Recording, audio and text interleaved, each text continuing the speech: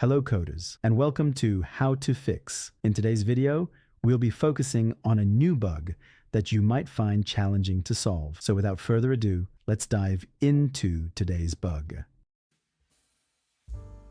Let's now execute code 1 to generate the error and observe the outcome. Let's walk you through the interpretation and the correction for this bug.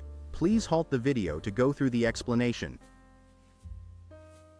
It's time to mend the code and check the produced result.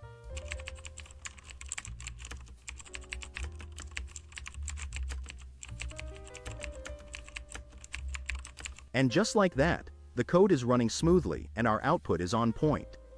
The bug has been squashed. We've reached the end of today's episode. If you found this video informative, please hit the like button and subscribe to our channel for more coding solution videos. Stay passionate, never stop learning, and enjoy your coding journey.